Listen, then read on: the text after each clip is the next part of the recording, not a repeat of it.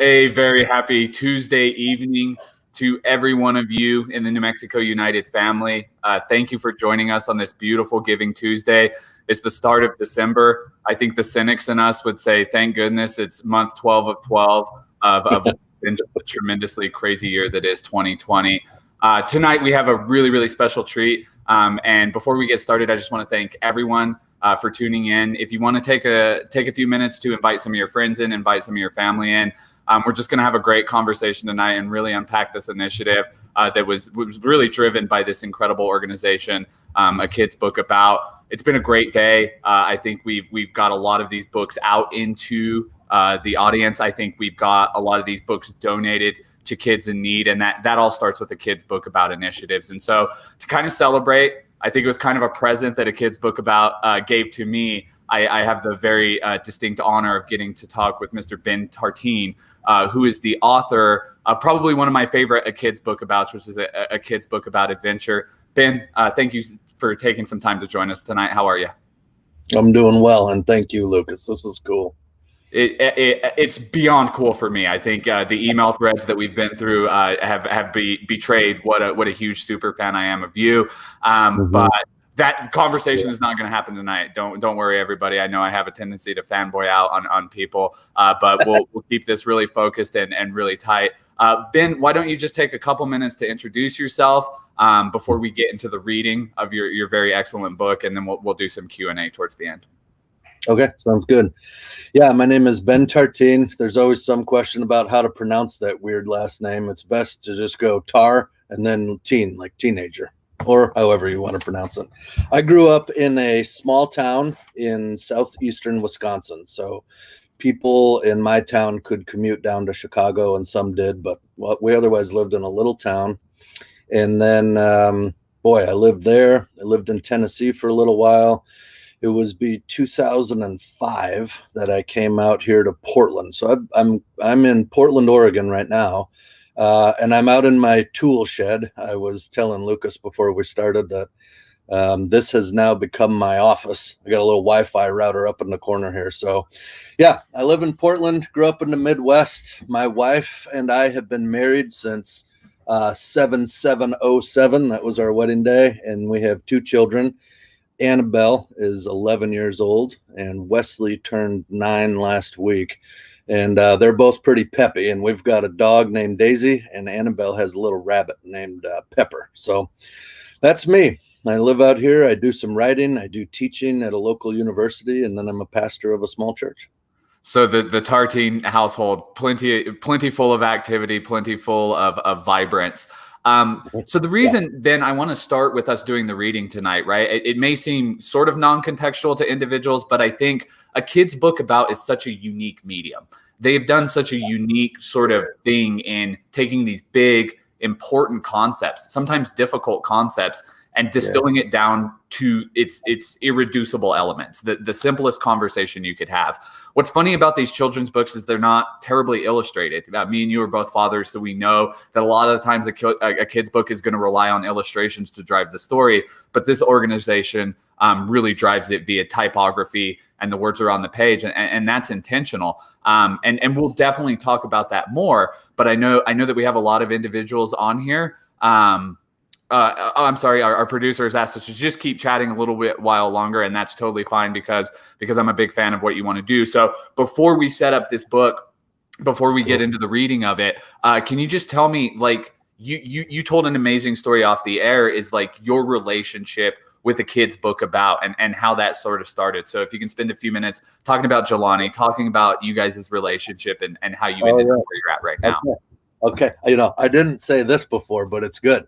Jelani and I, we went to undergrad together years ago, but we would not be close friends during undergrad. We knew each other, but we didn't run in the same social circles. I was the editor of the school newspaper. He was the president of student government. And so I'm the guy who's writing editorial op-ed pieces about how the student government's wasting money. So we were on different ends in undergrad. And then, life does what it does, and we meandered, and then our lives got real close together again a couple of years ago. And we're sitting having coffee one day, and he plops this book down, and I believe he put it together through one of the online self-publishing, like Shutterfly or one of those things you can put your own stuff on it and make a book. And he's like, hey, check this out. I made this for my kids. And as I read through it, it's exactly what you just said. It's this big topic, and his book is a kid's book about racism. So it's this big topic, which we all are well aware it can be pretty intense. And as I read it, it was like, this is simple, it's clear, and somehow it navigates those big sort of explosion moments where people tune out and stop listening. And I thought, and I said, Jelani, this is good stuff. And then I said, what if you did a kid's book about this? And he said, what if I did one about that? And then we thought, what if you did something and we could have different authors and you could have, and this whole sort of thing just started at a coffee meeting. And that guy, Jelani, he's just that kind of guy. He's real entrepreneurial. It wouldn't be just a few months later and he's like, I've got it going, and he's got this whole plan. So now it's really cooking, and it's been a cool thing to watch him. I've been really grateful to be a part of it and to see him build the company up. Well, and you want to talk about just exponential growth, right? You start from that conversation, right? That it had to be not so long ago because the company is less than a year old. Like, I don't know that a lot of companies in their first year can say that they got named to Oprah's favorite things. Right? No, Joe, this book about adventure, I'm sitting there one day and Jelani texts me. He's like, hey, did you know you got written up in the New York Times? I'm like, He said, yeah, all our sales today are just going to your book. So I look it up, and sure enough, some outdoor editor picked it up for a gift list. And it's that exact kind of thing. He started it last year, and here we are, and it's going gangbusters. It's really cool. It's unique. I don't know many stories quite like it. And I certainly have never been able to be a part of one like that. So, well, and I think it just speaks to maybe how necessary it was, right? How much this was needed in the world. And I think when you see that sort of explosive growth, I think it really speaks to what humanity needed this. Okay. And you know what else? Not just this, and I know what you mean when you say that, but also I think he was pinpoint when he said, we've been on digital stuff for a long, long time now. People are starting to get hungry again for something you can hold that's made of paper that you can put on your shelf.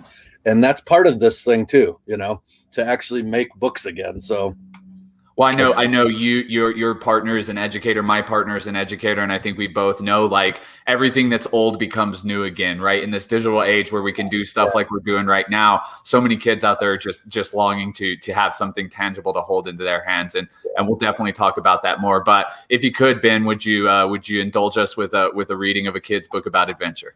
Oh, I'd be pleased to. Thank you. Okay. A kid's book about adventure by Ben Tertin. This is the introduction. As a parent, I instinctively want to give comfort and security to my kids. I want to protect them from failure and pain. And yet, I'm learning that this good instinctive desire to keep them cozy can actually do them harm. When I teach them to wonder, risk, attempt, learn, and grow, then I'm teaching them how to open up and come alive. However, when I teach them to chase comfort and security, I shut them off from reality. Worse, rather than helping them learn to live, I merely teach them to get through their days safely. And on that third paragraph there, if I could just note, when I say teaching them to chase comfort and security shuts them off from reality, I'll speak to that later. And if I forget, remind me, okay? Will do. The reality about the human spirit and what we are as people, I think when we're just trying to protect, it actually denies who we are as people. So that's what I mean there. Deep down, we grown-ups want to help unpredictable little miracles explode into beautiful lives. We want to help develop and nurture an adventurous spirit within them. That's why I wrote this book. Here we go. Once upon a time. Just kidding. This is not that kind of story. This is a story about adventure. My name is Ben. I grew up with a small family in a little town that had a huge chocolate factory. At that point, I had one sister. Her name is Christy. Town had a huge chocolate factory. Really, it did. And the whole town often smelled of cocoa. My sister and I rode bikes and scooters and skateboards every day. We caught fish and frogs in the river. We played with our brown dog, Zeke, and built forts and swings in the woods. Oh, and we picked lots of raspberries too, sometimes enough to make a pie. Our town, our home, our street, our woods, our river, and even the warm chocolate smell in the air all had become familiar. Most days we knew just what to expect. That felt good. Really good. But then we moved. Dun, dun, dun. Guess what I felt inside? Afraid. Afraid, fear. Do you ever feel afraid when you face something new? Of course you do. We all do. Why? Because we do not know what to expect. We do not know what is going to happen. But check this out. Not knowing what will happen is the secret to adventure. Here's the deal.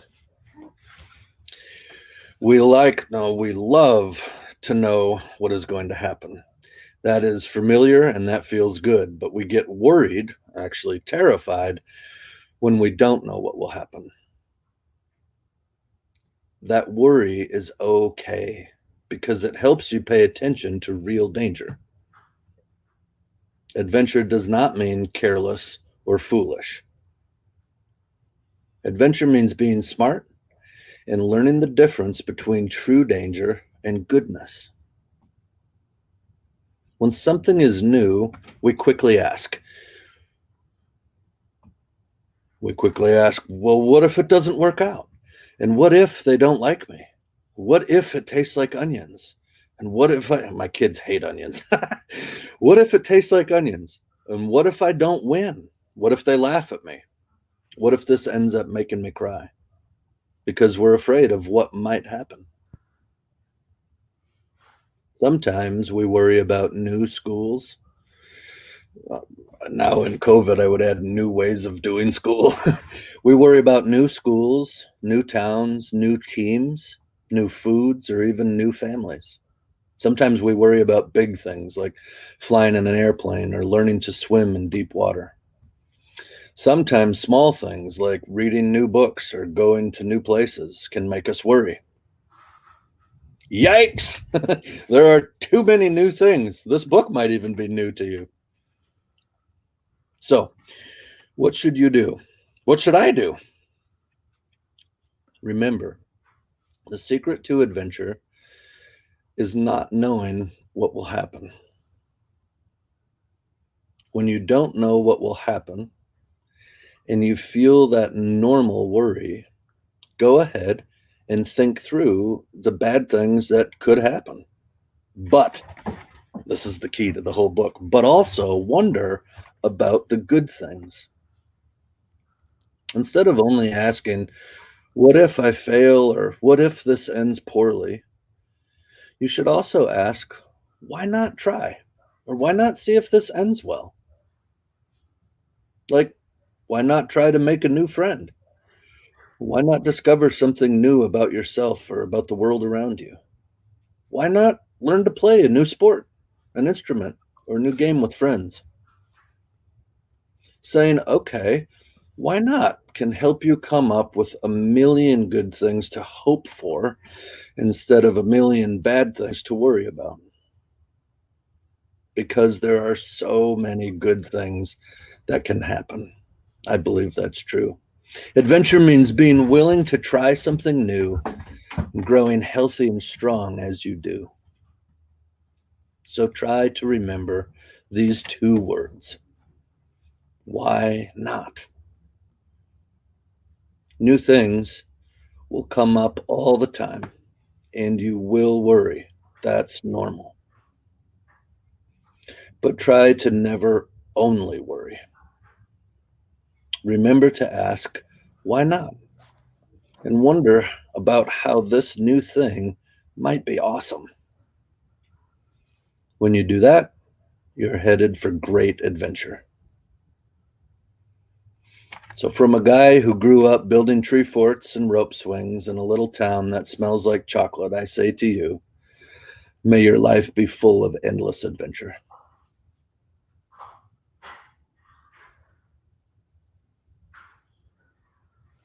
There's a couple more slides there because we got the why not. Yep. Why not? Yeah, that's, I think, the concluding part, and then it'll go to the end.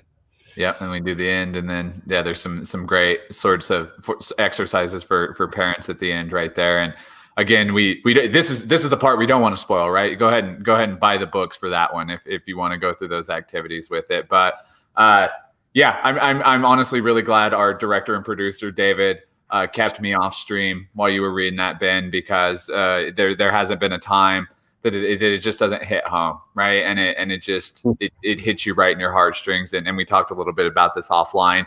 And I know that the introduction kind of spells it out and it kind of puts it all out there for us. But just like in your own words, what was the inspiration? What pushed you to write a kid's book about adventure?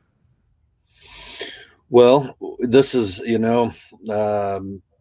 as I described the way Jelani and I had that coffee meeting, I believe that there was, when we're friends with people just in relationships with others, those kinds of encouraging words can often lead to big adventures and really cool things. So Jelani's encouraging word to me, hey, I think that the book you could write, the book that is Ben Tertin, would be something along these lines. We had talked about one or two ideas, but adventure struck home for me just in terms of how it connected with my life. I had moved a lot, gone on lots of adventures, but deeper down, it is born out of me trying to wrestle with my own sense of fear that developed in me very early in life. I developed a way of living it was just built on fear. And so this book is really, while it's about adventure for sure, you can see it's about facing your fears. So that's where it comes from. So tell me a little bit more about that magical town at the beginning, right? The town that smells like cocos and the river's full of creatures to be caught. Yeah. Oh, it's great. Okay. You can look it up on a map. I grew up in Burlington, Wisconsin. So the Fox River comes right through Burlington. And if you looked at a map, you'd see there's a place where there's a fork in the river. That's right. My house was right across the street from the Fox River. So we would go down there and catch, there were stones all along the edge of a real slow moving river.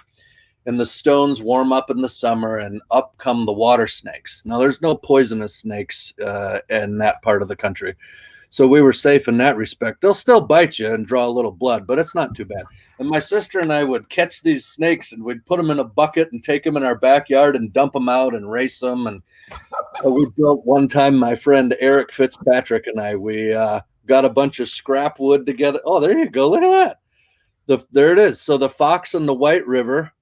And then see how, oh, that's great. You can see it right there. That's Burlington. So, yeah, my buddy Eric Fitzpatrick and I built a raft one time out of scrap lumber and old inner tubes and floated it out into the river.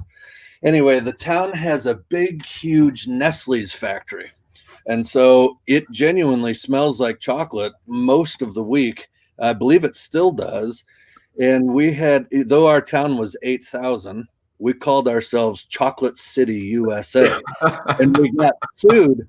We got in a lawsuit from Hershey, Pennsylvania, because they were a much bigger town and they were called Chocolate Town, USA. So we called ourselves Chocolate City. But it was the coolest thing because once a year you would have this whole chocolate festival, and 100,000 people would descend on the town. Big parade. They renamed all the streets the names of candy bars and stuff like that. And then one year, my high school year of my senior year of high school, we had to do community service before we could graduate high school. And so I got chosen to be on this team of 3 people to build a 6-foot tall chocolate castle. It was 6 feet tall by 5 or 6 feet wide. It was huge. And so every day after school, I got to go to the Nestle factory, put on a hairnet, and I walked past the chocolate chip machines. And I think it was the Raisinets or the Goobers, whatever they were making. And then we had our own little room. And we had a stack of 10-pound chocolate bricks, and we had molten chocolate and spray chocolate. It was awesome. So for a whole semester, we built a giant chocolate castle. Anyhow, that's probably a little bit off topic, but Burlington was a small town, big chocolate factory, rivers and woods, and it was cool. It was kind of like Mayberry, quite frankly. I'm gonna catch some flack from our very aggressive commenter here, Mr. Abram Cash. Yes, there is a relation to it, but he asked a good question here. Thanks for asking, Abe. He said, "Hey Ben, how were you able to break down these tough and not so tough subjects?" So I think it's like, how do you speak to these multiple verticals of being a human? Well, okay, that's a great question, Abe, and it isn't just breaking it down. Jelani has a let's call it a gift at this level, a unique insight into when you're fake talking. Okay. And one of the big things you'll feel in every single a kid's book about is a desire. It's a desire for you're trying to sit where a kid would be sitting. When you can hear somebody who's trying to sell you something, right? Right. Rather than somebody who's just speaking very frankly and clearly to you. So when you ask, how do you break it down? It's very much, can we speak honestly in a simple way and be okay with that? And I think a lot of times as adults, we're not. For some reason, I feel it when I talk to my kids. Jelani has helped me in that respect, and I think he helps all of the authors to sort of say, because it'd be fun to see my first draft of the book, the way that I would put something, and Jelani would say, okay, we got to make that more genuine, and you've got to say it more clearly. And that's really how we break it down, keeping it very simple and then keeping it very honest to the degree of even risking it.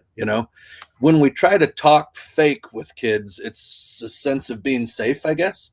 And this is kind of like the adventure book. And Jelani's like, kids don't need us to be gentle around these subjects. They need us to be clear and honest. Goodness gracious, that could already be the quote of it. And Chris Walker, I love chocolate of all varieties. Thanks for watching, brother. We're so glad you're here. So we have Burlington, right? Like this, I'm sorry, Chocolate City, USA, right? That you're just owning it. And then the move happens, and you talk about this in the book, that there's a deep fear as a result of that. Yeah. Without getting too crazy and too philosophically in the weeds and asking you to go back and reflect on something that happened decades ago, what do you think the source of that fear was? Was it more, I'm losing all of this that I'm so familiar with and I love so much, or I'm afraid of all this new stuff I have to face, or is it more of a little column A, little column B? Certainly a little in both columns, but more weighted toward the latter, the what is going to happen. I don't think at that age I knew. You almost have an innate sense of adventure that early. You're not as attached to stuff when you're 10. I was 10 years old when we moved. So I didn't know how much I would feel the loss of things, I guess. But we moved to Tennessee, which was kind of, if you're in Wisconsin to Tennessee at age 10, that's like a little bit like moving to another planet. Right. Frank. Right. You don't need a rocket, but it's another world. And so, you have heard the stories, and I didn't know what school would be like, and we didn't know if I'd go to homeschool or public school. And it was really the fear of so much unknown. Yeah. How will I, and I think probably the biggest thing for me was, how will I make any friends? Because having been born and raised in Burlington, making friends was it really just meant going to school. You're growing up with these people from as early as you remember. But now I'm 10 and it's like, how do I make, and so it was very much, what is this all going to be? And it's got to be dangerous, and it's probably going to really be bad. So that's what I was thinking when we went down. Well, and that's so much human nature, and that's really what my next question is. And excuse me, I want to make sure I read this right, so I'm going to read off my phone. So in the introduction, you say, as parents, we want to instinctively give comfort and security to our kids, and I think that we as humans, we all to a certain degree, sort of Yeah. crave comfort and security. And I don't think there's anything inherently wrong with comfort and security, but in your opinion, what is the danger of just exclusively pursuing those two things? Boy, that's it's not dangerous, I think, in a sense, to be comfortable. Perhaps if you could imagine, um, maybe if you could imagine the difference between the feeling you would have after 3 days of sitting on a couch and watching your favorite movies, and the way you would feel after 3 days of climbing a mountain and on the third day reaching the top of it. Okay. You would have two different feelings. One, in terms of physical comfort, the mountain climbing will have been less comfortable. But the way that what happens to your human spirit at the top of that mountain and you're taking the selfie with the beautiful whatever behind you, that's a lot different than, yeah, I watched Harry Potter for the 25th time and ate another bowl of popcorn. I wasn't in any kind of danger. I wouldn't have fallen off the couch and gotten that hurt, etc. But you can see in that illustration that there's something really different. And so now after you climb the mountain, you got to sit on a couch and chill for a little bit and get comfortable and recover. Right. But if that's the key, I think, in that intro paragraph, if that's all you're pursuing, if that's what you're chasing, it's almost like taking this is probably somewhat fair, maybe a little exaggerated, but it's like putting a human being in solitary confinement. The comfort gives you a sense of safety, but it gives you no more movement. And the human spirit is alive, it's dynamic. It wants to move and explore and see and experience newness. So it's funny that we want that in a deep, almost spirit of humanity sense, and then our bodies want the couch and a blanket and no pain. So those are difficult. Everybody knows that's difficult, but I think it harms us. I mean, as parents, we use the language of helicopter parenting or being overly protective. You can get to that point where my child is always going to not get a cut or a bruise or feel a loss or any kind of failure, but they also can't really think or do anything. So you see what I'm saying there? It's crazy, man. Like just in the course of the conversation, right? Like you remind me of my daughter's hermit crab, which is like one of the most traumatic experiences I think we've dealt with. She's now 14, and if she's watching, she's probably wildly embarrassed that I'm telling this, but she had a little hermit crab, right? Like it's a rite of passage to raise your little crab. And I've always kind of struggled with the pet paradigm just because of like worrying about what's going to happen at the end of it.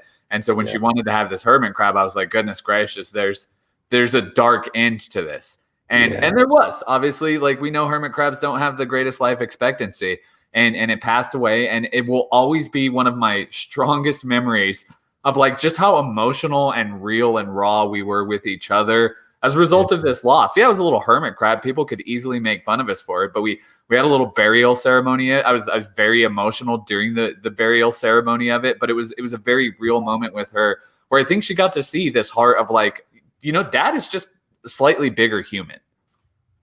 Yes. And in doing that, you have built and prepared her for the next, as well as I do, she'll experience more significant loss in life, but you've prepared her for it, and you bonded and made a memory at such an early phase. That's like a stone foundation block for a human being.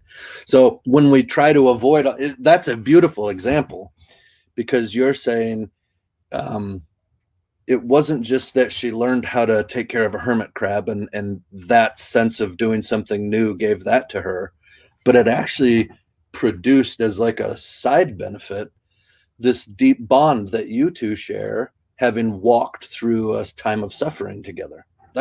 And think of all the many different ways that will happen when we do the same kind of thing with our kids. The craziest manifestations of it. We could go on for days of that. So Yeah, yeah. My one of daughter the has a rabbit named Pepper, and we had the whole same thing. I felt because she loves Pepper's the sweetest rabbit in the world, but Pepper's a rabbit, not an right. eternal being. So it'll come someday, and yeah. Okay, that's a good example.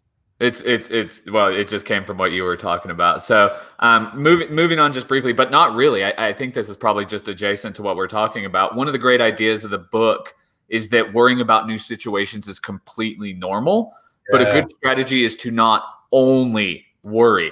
And I just want to make this like super timely. Like, what does not only worrying mean, like in the context of 2020? Oh, that's so good. Yeah. Okay. That only worrying has something to do with where you're putting your attention. What you're turning your attention to. So, um, folks who need to sell stuff to us often it's easier to sell stuff to people when what you're selling helps to assuage or diminish fear, you know?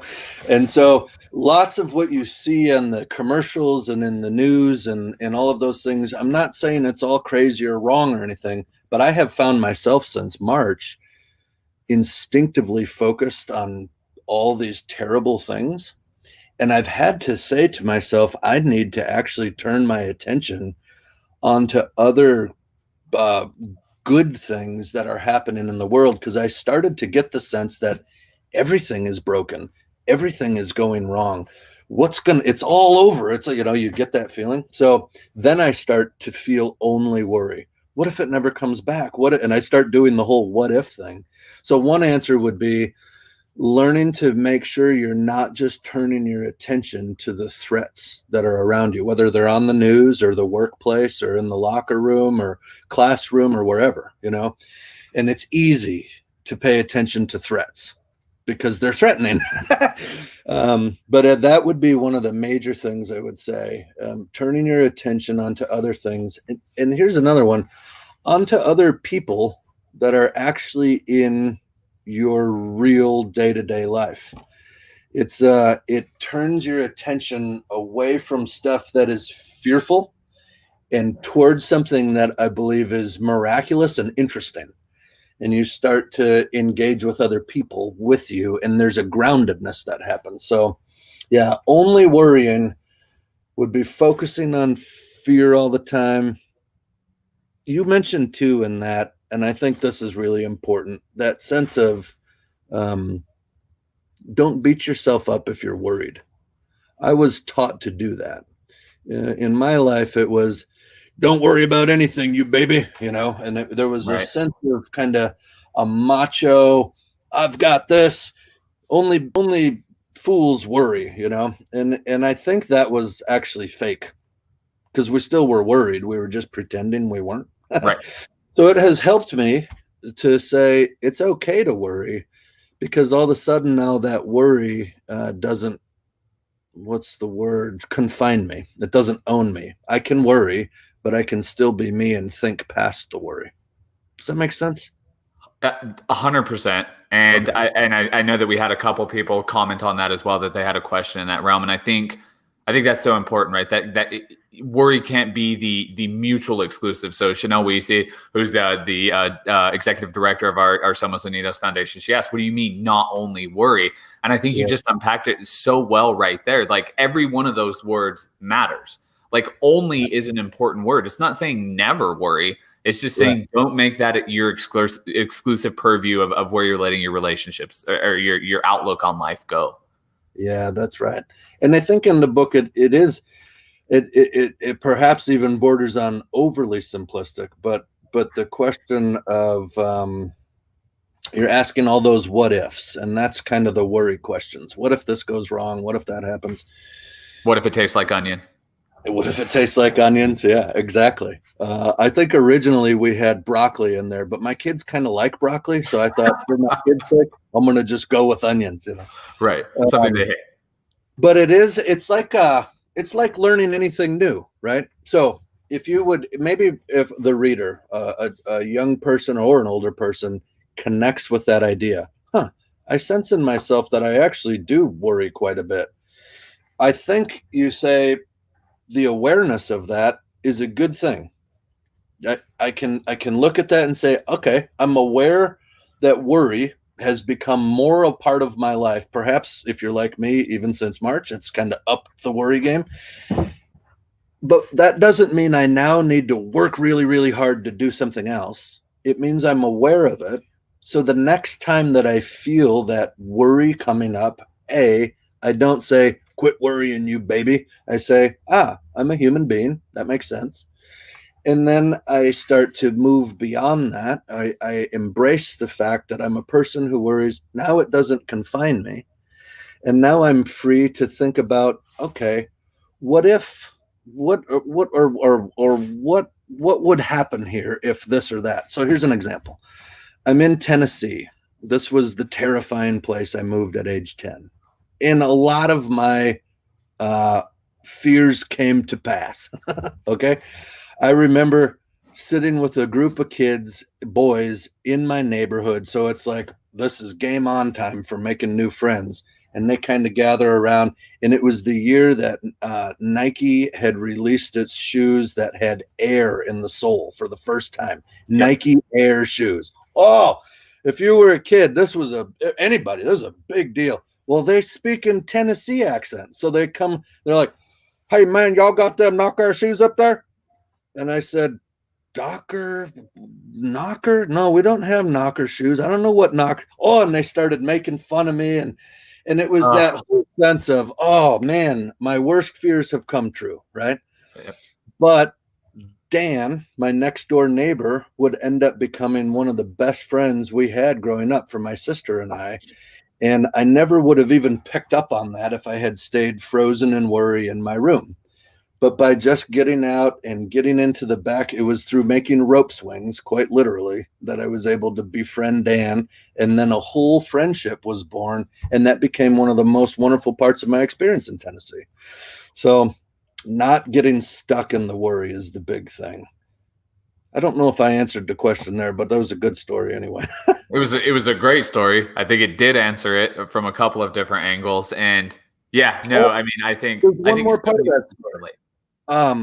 It was from making rope swings, but it was also from playing baseball, which I have bad eyes. I could never hit the ball. I was really bad at baseball, but I played and it was that whole sense of, what, I don't want to join a new team. I'll be bad at it and it won't work and I'll fail. I played an entire little league season and never had one single hit. It was terrible. But from that, which would have been total loss, from that came my friend Dan. So even though I was right and that there was something bad happened, the most wonderful thing also happened and I hadn't expected it. So perhaps there I can wrap up what I was trying to say before. If you feel like I find myself worrying quite a bit, how do I change that? You simply say, okay, I'm aware of that now. And when I start to feel those worries coming on again, I'm going to just practice the art of thinking beyond what could go wrong. And I'm going to imagine realistic things that could really come true. It's funny. When you set your mind that way, it's almost like it affects what happens in a way. I don't know. That sounds a little weird, but I think it's true. I think there's a truth to self-fulfilling prophecies, right? That's what I'm trying to say. Yeah. Yeah. Is that I've seen it countless times in my own life. Like even this interview right here, right? Like I've told you a million times, like this is something I really wanted to get right. But at a certain point, I just kind of had to let go and be like, you're not going to ask dumb questions. You're not accidentally going to say a curse word. Like just get in there and have a good conversation with Ben, who's a guy that you really, really admire. So that's brilliant, dude. There are so many metaphors that just popped out of my mind. Like that last answer you gave, it could be a synopsis for the movie The Sandlot, right? Like that character that I think we're all just so attached to. Like he doesn't know how to play baseball. His hat's dorky. His glove is stupid. But he just keeps showing up, and there's just a real richness that comes as a result of that. So switching over to a little bit more of a modern approach. what has adventure in 2020 looked like for you, your wife Allie, and your kiddos Annabelle and Wesley? Like, what does adventure in 2020 look like for the Tertin family? Okay, boy, we love being outdoors, and so this is that's a great question, because COVID has limited some of what would be traditional adventure, like going to a faraway place or something like that. So, for instance, I would have fear over trying to build something. I might mess it up. I might do it wrong, whatever. And one of the things that COVID has brought has been extra time. So my kids and I have built more things in the backyard, building a place for the firewood and building different things and teaching the children how to use power saws. I'm not saying everybody should do that, but I do that. My kids, when they turn 7, they get a Swiss Army knife, and when they turn 8, they get a Milwaukee power drill. And so they know my kids can drive lag bolts and all that. So there's one sense of adventure, teaching them how to use tools, teaching them how to be able to build and measure and cut. Excuse me. We have a little place up in the Columbia River Gorge. I live very close to the gorge, which is, there's National Geographic magazine covers shot out of this. It's a beautiful place. But it's a little chunk of land that I think it's federal land, and we go up there with the dog. It's nothing particularly awesome, and yet there's this huge sloping hill of rocks. The kids can climb up on it and push these boulders down, and they come smashing down. It's really fun. So that's a typical getaway for adventures. And I think Allie and I would get done with a day of that and say, we went for a walk in the woods, which we did. And it was relatively short and uneventful. But when you come at it through the lens of total wonder, and COVID has allowed for a bit of a pause on all of our expedient life going so fast, then you just get out of the car and you say, whatever the kids want to look at and think about and wonder about, I'm just going to let it happen. I'm not going to say, come on, we got to keep moving, And all of a sudden, it becomes more adventurous in that sense, because I think this whole notion of the book is helping to nurture a sense of wonder and exploration. Now you can take a little 10-acre chunk of land with a regular trail and a couple rocks on it, and it becomes 4 hours of learning about beetles and flowers and raspberry, the whole thing. So building stuff, teaching them how to use new tools. I work with stained glass in my garage, and my daughter's working on a stained glass mosaic. We just started that this week. And that's cool. What else have we done that has been particularly adventurous? Canoeing. Okay, here's one. We did go on a proper adventure. All the state parks shut down. You weren't allowed to go to them. And then they opened back up, and then they all got booked because it was the only thing. So we couldn't camp.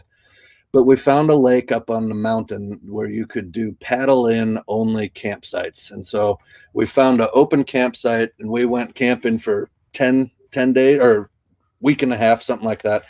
Caught a bunch of rainbow trout and had fires and kayaked and camping and swimming and the whole thing. So we really like outdoor stuff, building stuff, that kind of thing. That's been our adventure.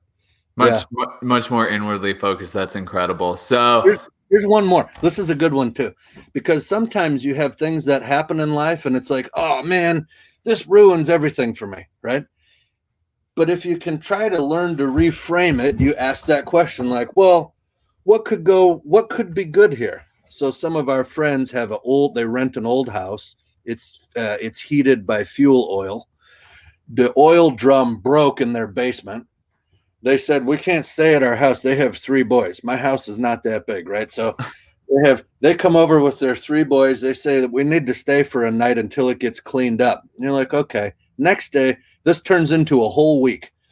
And so you've got 4 grown-ups trying to work out of the same house, 5 children trying to work and do school. It was chaos. And yet, by not thinking about it through, what does this take from me? How does this mess up my schedule? What is this going to cost me? And instead saying, okay, what can we do here? I taught one of those boys how to make stained glass, and he's got this sweet little project that he's showing all his friends on Zoom. And then we take him on these different, and we turn the whole week into what you would call a stay-at-home adventure, simply by trying to say, what good is there in this? And it turned out to be one of the most, I bet our kids will remember it forever. When do you get 6 overnight parties in a row, you know? That's right. So, It's like the Lollapalooza of kids sleepovers. Like it's not something that you lose quickly in any of that. So I'm sure there might be a few people from sort of different camps, right? People from a kid's book about adventure camp or the Ben Tartine camp, and then people from the New Mexico United camp. Like sort of the elephant in the room we haven't addressed here, Ben, is like we're a professional soccer team that has like these big community initiatives that are kind of at the heart of everything we do. And then there's this publishing company out of Portland who like took it upon themselves to like climb the Mount Everest of children's curriculum, right? Of like heavy thoughts, and we're not even going to use any pictures. So like let's strap in for this. So what gets these two organizations to talking? And so I feel like it's important for people to understand. Me and the executive director of our Somos Unidos Foundation, Chanel Weesey, we reached out like a couple months ago, like at the beginning of quarantine. And the initial conversation was like, hey, can we read some of these books online so that teachers in New Mexico could use that as a resource? Yeah. And Melanie Brown, who you and I both know, was like, absolutely, that's totally cool. No other action necessary. And then we kind of progressed throughout the year, and Chanel is she's going to hate to hear this, but she's very good at what she does. And so when it comes to making New Mexicans' lives better, which is what she's been charged with doing, she takes it really seriously and she does a good job. And so we had our players come to us this year and they said, we have these game-worn jerseys. We don't really want to keep them. Like, it feels weird in 2020 to just hold on to this other memento. Like, is there something we could do with it to make it mean more? And so they donated those to us. And then we sold raffle tickets, and we partnered with this group, Community Desk Project, to build these workspaces for kids. And it was all so fluid and fun, and it was just wildly successful. And so we had that initiative, and we said, what else can we do? How do we keep this momentum going? Like, building desks for kids, awesome. We want them to have a workspace, but we don't just want it to be a one-time thing. Like, hey, that was our thing for 2020. We'll see you guys next year. Like, how do you keep building that momentum? And so we connected with Melanie literally, Ben, last Wednesday, the day before Thanksgiving. And we said, like, how can our organizations, be in line with one another? And she was like, well, you tell me what you want. And so we started the conversation, and there was a bunch of internal stuff that would be boring to different individuals, but it all kind of came to a head on this conversation. This last email she sent to us, she said, I think we're going to be able to do something really, really cool for you guys. Hold on. And it turns out that really, really cool thing is that today, December 1st, Giving Tuesday, every book that was sold by a kid's book about the organization is going to be matched with a gift for a New Mexican kid. And it's just unreal, the generosity, and like that there was not a lot of loopholes or red tape to run through. That was just like, you guys want to do cool stuff, we want to do cool stuff, let's make this happen. So all that's to say, like, what have your experiences with this organization been like? Because mine have just been like, a kid's book about is just next level, revolutionary. As someone who's kind of like inside the inner curtain, what's it like being a part of this organization? Oh, thanks for sharing all that. Being in it at the level that I am, and I think you're involved with yours a bit more than I am. I'm one of a wide and growing body of authors who've contributed, but I sense a similar heartbeat. When you talk about what you did in the past couple months here during COVID, that comes out of the heart that this book is about. On one end, you can just go, oh my gosh, how do we save what we have left? And what I hear you saying is, we just started thinking like, okay, everything's goofy. What can we do that's really cool, good, helpful? And I love not just helpful in general, helpful for people. That's beautiful. So that is a kid's book about, for sure, that how do we help people? The vision for sure is helping young people, but I think you can throw a pretty simple parentheses behind it, and grown-ups too. And every human that existed. Yeah. When I read the kids' book about depression, it it registers in the ways I've experienced depression as much as it builds into a young person who's either in that spot or will be. And that is, what you're doing and what we're doing are in so many ways the same exact thing.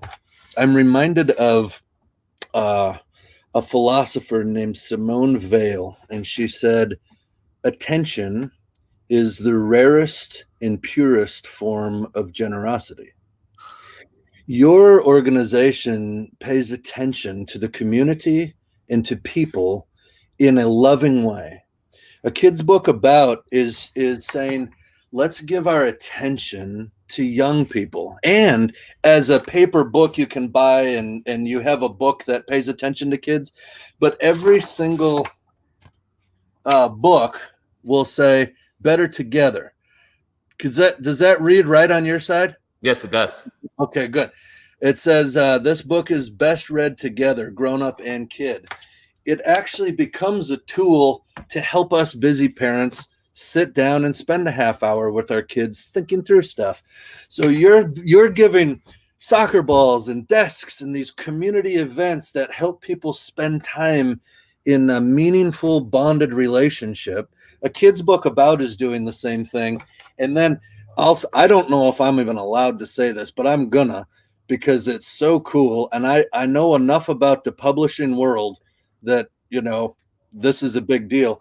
From the very get-go, all the authors of a kid's book about receive 10% royalty on their books. And if you just do a cursory glance into publishing, that is uncanny. It's unheard of, especially you generally as an author won't even consider earning money on something like that until it's second printing. So they have been overwhelmingly generous to every single author. Now, guess what that does to an author? I'm not paid by a kid's book about as an employee, but I want to be a part of it. And I'm out there pushing it and tagging it here and linking to it there and whatever. So that sense of pure generosity, attention toward people, I don't know that I've run into a lot in my experience of life thus far that has been much more inspiring than that kind of work. I think we're doing the same kind of work, I'm shook, Ben. You shook me with that philosopher's quote about how attention is the sincerest form of generosity, or a form of generosity. The rarest and purest form of generosity. The rarest and purest. And I think we see that so much in New Mexico. And I think, again, if he's watching, he's going to hate that I say this, but our team owner, Peter Travisani, when he started this soccer team, it was not about, this singular core of like making a ton of money or being a championship soccer team. Obviously we want to be great. Obviously we want to win cups, but it's not for me and it's not for him and it's not for our egos. It's because he just saw like contributing to positive outcomes and buying into people and believing in people is the best investment you could ever make. And that's what ACPA's done. Did you see that before you started working with him? The very first conversation I ever had with him. And again, I told you I wanted a 360 interview, and then you just kind of hit me with one that cut me to the quick. But the reason Peter recruited me, I was in a very safe realm, man, like the anti-adventure realm. I worked in a job where I could get all of my work done in the first 2 hours on Monday and then just cruise the rest of the week and do whatever. I was preparing for Jeopardy hard, Ben. I was ready to go because I had 40 something hours a week of Jeopardy preparation I could do. And then he comes to me, and he doesn't come to me and he says help me build the coolest soccer team on the face of the earth. Help me get the best players. Help me, make everyone else feel envious in some way. He said, come into this and help me elevate this state that you've loved your entire life. Wow. And it just blew me away. Okay. That is so beautiful because it catches that human spirit again, and that you're a part of something much greater. I as I just go through your website, everything that you just said is all there. I'm like, I actually can't quite, it's so not just this big commercial enterprise. It's the community hub.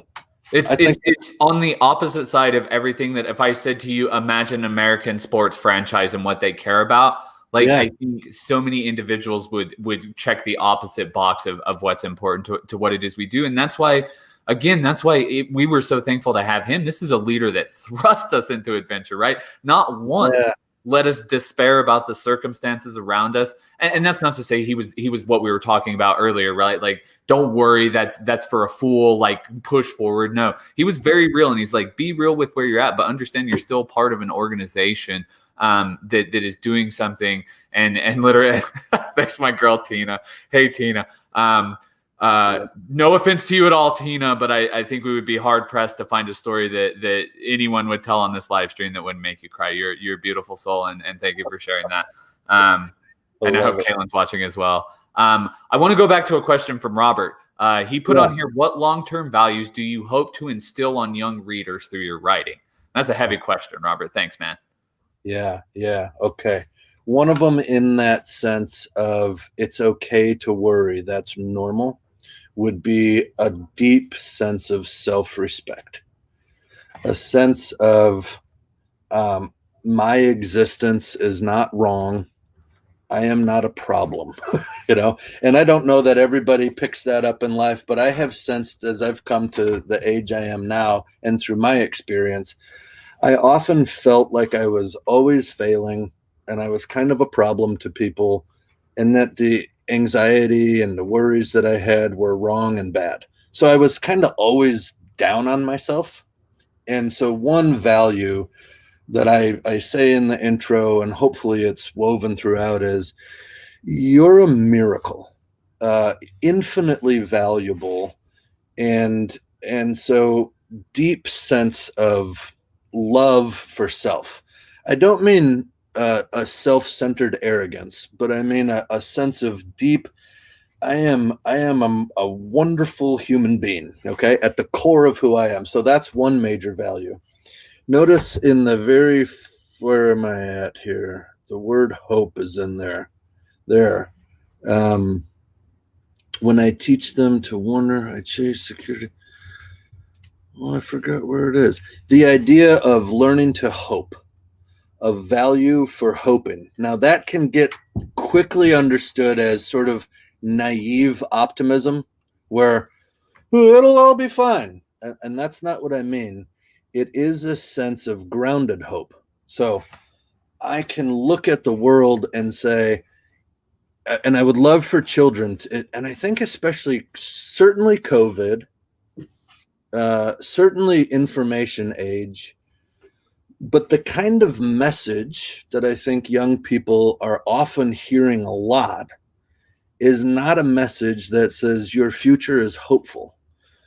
It often seems to be, I could be wrong on this, it's not this way everywhere, but more often I hear a message of you're in great danger, and that just shreds hope. So I'd love for young people to see the deep value in themselves, to be able to value hoping, not thinking of somebody who hopes as a fool.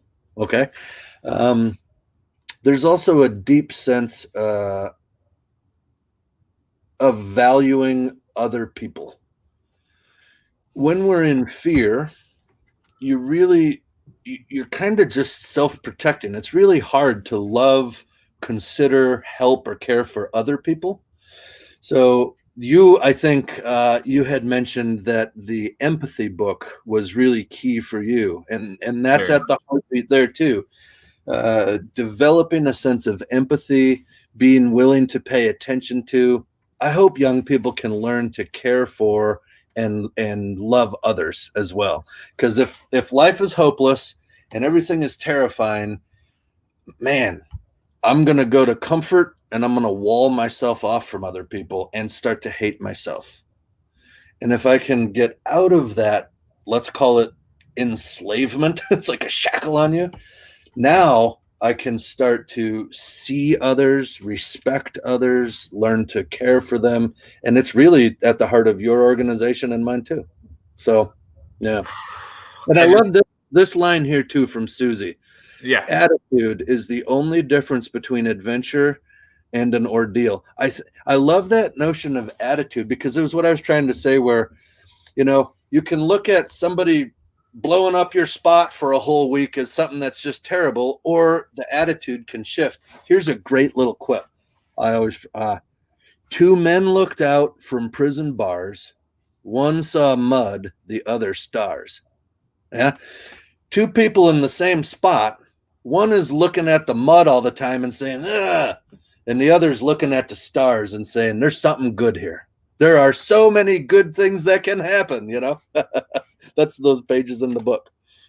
Yeah, Tina hits it right here. Tina, you're 100% right. It's not just for yourself. It's for kids, right? You alluded to it, Ben. Like I made the joke off air before I read a kid's book about empathy. I thought like maybe like as a self-assessment, I'd be like maybe a 7 out of 10 empathetic person. Like, oh yeah, definitely. I'm full of empathy. And then I read the book and I was like, I don't know crap about empathy, and I'm not empathetic at all. And it wasn't crushing, right? But it was convicting. And I think that's a huge part of these books, right? Is that you deal with these subjects in such a way that you talked about it earlier. Like some of these books deal with really, really heavy subjects, and somehow they navigate the waters that seem to hang up us adults, right? And in a sense, they've become a cheat code to hard conversations. Like when you just boil it down to truth and clarity, there's really not a lot for people to get upset about. Yeah. It has the colloquial word would be the ring of truth. It's just, you're like, okay, yeah, that's right. That's good. That's really good. All right, Ben, I've taken up a ton of your time. I know that there's stained glass to be built. I know that Annabelle and Wesley are cheering you on big time right now, but they'd like to get you back in their life. And my dog, as we heard in the background right now, is very much ready to go. So I want to end on this point. So whether I'm a kid who's listening and watching with my parent right now, or I'm just a parent, right? How do I get started, man? Like what's the mental mindset I get into to say, all right, I'm sold. You got me. I'm going to live an adventurous life. Like what does that first step look like right now, or when I wake up tomorrow morning, or whatever that is? Yeah. Okay. It's a wonderful question, but we have to be careful because sometimes when I have come to an awareness of something in me, I'll say, like you just noted, I don't know that I'm that empathetic. Or maybe I might say, I worry all the time. Yeah. Now I'm aware of that. And what I'm prone to do is like, okay, I got to start working on that. And all of a sudden I'm back into the same phase I was before, just with a new thing to be worried about. So I really think the way to start this is, like Susie mentioned, to it would be self-examine, I guess, to look at my attitude, and then to say, okay, if I can see, if I can be aware of the things that really worry me the most, that's kind of it. Because once I can face what I worry and I'm aware of it, then the next time I worry, I'm free now to make a different decision. When I'm not aware of that worry, then I just do things out of feeling, emotion, or instinct. But when I say, if I'm going to be honest with myself, these books are trying to be honest. If I'm going to be honest with myself, and I'll be honest with everybody right now, when March hit and the COVID lockdown started, I think I went into full-fledged worry mode. And it wasn't, I know I'm worried. It was just like, what do I need to do? What do I need to do? What do I need to buy? What do I need to get? All that stuff. So that was that. Now, as I feel those worries come up, I'm aware of them, and now I'm able to not be controlled by them. So if you can build an awareness of the things you're most worried about, then when those worries come up, you now have freedom to not be controlled by them, but to, think about other options, think about other ways to move forward. It gets you out of the corner, or that sort of myopic closed off spot. So that would be one thing. You can also pragmatically, I think, so that's kind of the deep core of what to do. Pragmatically, I think we can do things like just pressing ourselves. Maybe we make our kids love challenges. Dad, give us a challenge. We challenge our family and we say, we're going to stop watching TV this day. This day is going to be a zero television day or zero computer day, or each person in family will have to do this totally differently. But when you look at what you're worried about and then you see how that affects your life, then make a challenge to yourself along those lines. You might be the type, I've got some friends who they love being indoors, and then there's lots of good reasons to be indoors. And I love to challenge them to say, you'll be surprised at how much just getting outside for an hour or two a day, it will reformat your human condition if you're prone to just staying inside. So I'm going to just always be pushing kids to get outside, kick stuff, build stuff, tie ropes, make, that kind of stuff will innately build a sense of adventure. Yeah, I could probably go on and on and on about learning new things, building new things, that kind of stuff. I think I said in my outro a couple of things. Oh, this is really good. If you have children and you're saying, okay, what do I do? Remind your kids of a time that you didn't want to try something new, but it actually did help. That connection, child to parent or caregiver of any kind, really helps the kid, because you're saying, hey, I've been in the same spot and here's how it happened. The number 3 there was what I was just saying. Challenge them to try one new thing a day. You can just start. You're not trying to get something done here. It's developing a way of life. Yeah. So you can get real simple with it. We're going to add new things to their food list each day. I want macaroni and cheese. That's all I want. It's like, okay, well, we're going to have this, or trying different foods from different countries and whatever. Tonight, I think I'm making tikka masala for the family. And there you go. Before we started this, I'm sauteing this, and Wesley, he's like, what's that? He wants a grilled cheese. I said, we're having tikka masala. And he goes, is that going to be one of those weird spice? And I would say 4 to 6 out of 10 times, he's like, that's pretty good. I wouldn't, So it's where you'll totally mess this whole thing up is if you say, oh, I realized something about myself. Now I have to go work really hard to accomplish a new thing, so I become adventurous by Tuesday. It's not. You got to climb a mountain in a day. Yeah, no. Yeah, no. It's just like, okay, I'm aware of this. I can see it, and I'm going to keep being aware of it, and then press myself to chase the vibrant life of creativity, of openness, of sharing and generosity for others. This is the stuff that human life is made out of. I'm going to chase that instead of chasing the stuff that just guarantees, I'll be cozy. And maybe I chase it at different paces each day, right? Maybe sometimes it's a slow walk that I'm chasing after it, and some days it's a full-on sprint. Yep, I think that's exactly good. Ben, I could talk to you for, I think, literally days. I really could, but you've obviously got some tikka masala to take care of. I've got some animals and some kids to tend to around my house. Just one more reminder, everybody, A Kid's Book About has made this incredible donation to our Somos Unidos Foundation. You've still got just under 4 hours in New Mexico time, 5 hours if you're from the West Coast like Ben is, that you can still purchase these books. Every book purchased results in a book being gifted to our foundation as a result of A Kid's Book About as an organization. It is an adventure. It's an adventure that we're all in together. And I think we can all take so much out of this conversation that we had. Before we go away, Dave, will you bring yourself in real quickly just so we can give you the proper thanks that you're due? David, you absolutely crushed it. This is our executive director and producer, David Carl. He was doing all the visuals and switching everything between us. Dave, you're the absolute best, brother. Thanks, Dave. Thanks, guys. Ben, that was wonderful. Great to listen in and be part of it. And I think Chanel and Susie and Tina hit the nail on the head. These are things that we can all use individually as adults. So it's great to listen to you. Thank you. Man, I love you guys. This is awesome. Thank you so much for having me on. This has been wonderful. So Ben, I will just go ahead and tell you right now, and I'll tell the New Mexico United Nations, spoiler alert, this is not the last time that you will see Ben Tertin in your life, whether it's future podcast initiatives, whether it's us bringing Ben out when we get back to normal times and having you and your family kick a first kick for us at a game. We are just so appreciative of your time, your efforts in helping us promote this.